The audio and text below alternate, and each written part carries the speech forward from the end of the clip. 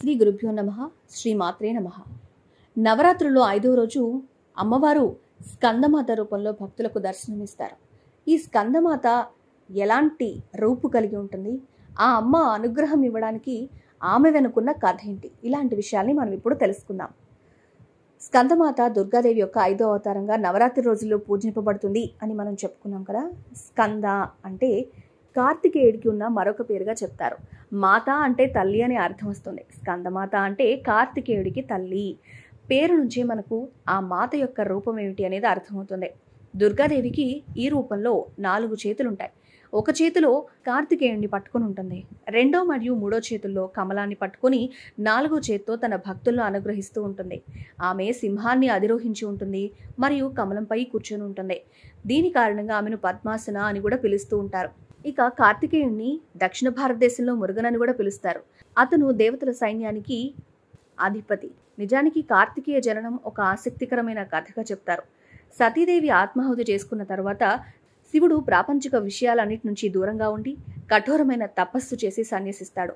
ఆ సమయంలో దేవతలు తారకాసురుడనే రాక్షసుని వధించడం కోసం శివుడు అతని సంతానం మాత్రమే చంపగలరు అని ఒక వరం కోరుకోవడంతో దానికోసం శివుడికి సంతానం కలగాలని, లేకపోతే తారకాసురుడి అకృత్యాలు పెరిగిపోతాయని విష్ణు దగ్గరికి వెళ్ళి సహాయం కోసం అర్చిస్తారు. అయితే ఈ పరిస్థితులకి దేవుళ్లే కారణమని చెప్తాడు విష్ణువు.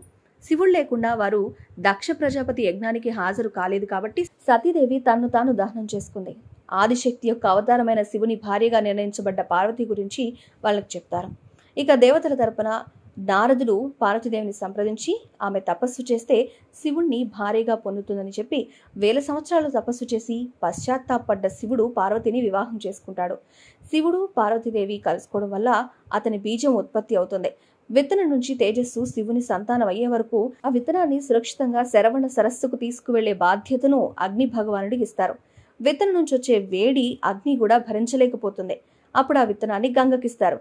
గంగ కూడా శరవణం అనే అడవులో సరస్సులో సురక్షితంగా తీసుకువెళ్తుంది. పార్వతీదేవి తన భార్య అయిన శివుడి బీజాన్ని మోయగల సామర్థ్యం ఉన్నందున ఆమె మాత్రమే ఈ నీటి శరీర రూపాన్ని తీసుకుంటుంది. తరువాత అప్పుడు జన్మిస్తాడు 6 ముఖాల కార్తికేయుడు. నిజానికి 6 కృత్తికలు కార్తికేయుడిని చూసుకుంటారు. ఆ పేరు కార్తికేయ అని రావడానికి 6 తల్లులు చూసుకోబట్టే ఆ పేరు ఆయనకు వచ్చింది.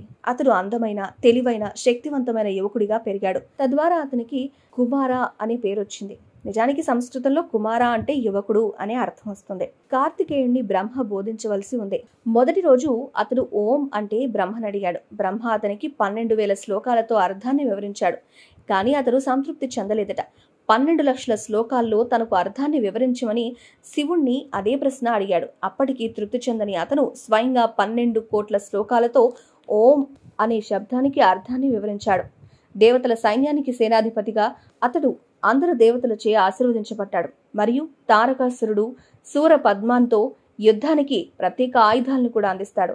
తర్వాత భీకరంగా జరిగిన యుద్ధంలో తారకాసురుణ్ణి వధిస్తాడు కార్తికేయుడు. ఇలా స్కందమాత అత్యున్నత ప్రతిభావంతులైన బిడ్డకు తల్లిగా ఆమెను పూజిస్తారు. ఒక భక్తుడు స్కందమాతను ఆరాధించినప్పుడు ఆమె తల్లి ఒడిలో కూర్చున్న కార్తికేయ భగవానుడు స్వయంచాలకంగా పూజించబడతాడు. కాబట్టి ఆమెను ఆరాధించటం వల్ల మనకు శాంతి, శ్రేయస్సు మరియు మోక్షానికి కూడా కారణమవుతుంది ఆ తల్లి అని చెప్తారు. స్కందమాత అంటే కార్తికేయుడి తల్లి. కార్తికేయుడు సాధించిన విజయానికి ప్రతీకగా ఆ తల్లి తనని ఒడిలో కూర్చోబెట్టుకొని ఇద్దరితో కలిసి పూజ అందుకుంటుంది. కాబట్టి ఈ రోజు చాలా విశిష్టమైన రోజుగా చెప్పాలి. 5వ రోజున అమ్మవారు ఇలా స్కందమాత అవతారంలో దర్శనమిచ్చి భక్తులకు విజయ పరంపరను, మోక్షాన్ని కూడా కలిగించే తల్లిగా ఉంటుంది. ఈ వీడియో మీకు నచ్చినట్లయితే లైక్ చేయండి, షేర్ చేయండి, మా ఛానల్ని సబ్స్క్రైబ్ చేసుకోండి.